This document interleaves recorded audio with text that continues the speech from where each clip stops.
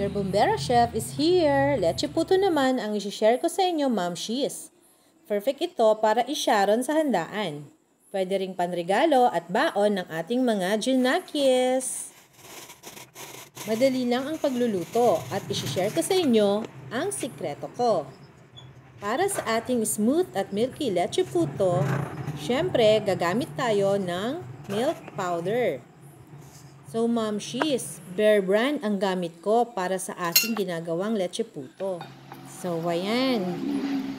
Maglalagay lang po tayo ng 4 na basong tubig and then haluin lang po nating mabuti para po maiwasan yung buo-buong harina.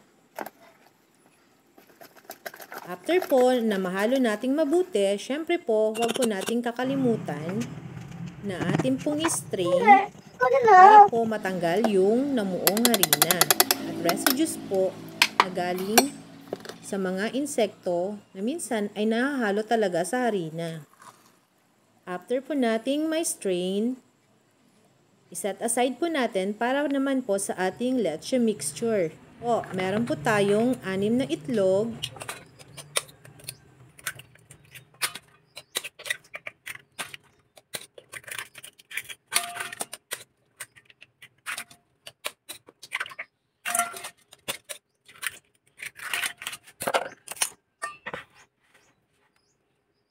At syempre, ang ating condensed milk, Jersey nga po pala ang gamit ko.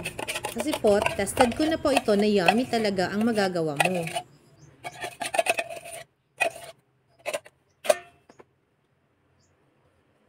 Ayan, naglalagay po tayo dito ng 30 grams cornstarch para po maging firm ang consistency ng ating leche mixture. At syempre po, para maging chewy ang kalalabasan po ng ating gagawing leche puto. Strain din po natin para po matanggal ang lumps at saka po ang residues na galing po sa balat ng itlog.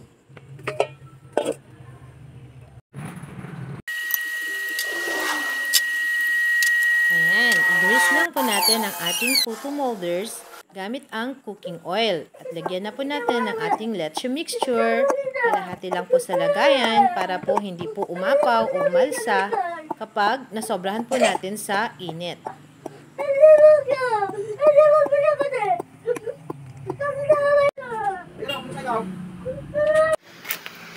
Check natin, Ma'am Shiz. Dapat naka-low heat lang po ang pagluluto sa ating leche mixture. Dapat naka-low heat lang po siya. After 15 minutes, kapag nilagay na po natin ang butter, lagay naman po natin ang ating butter mixture.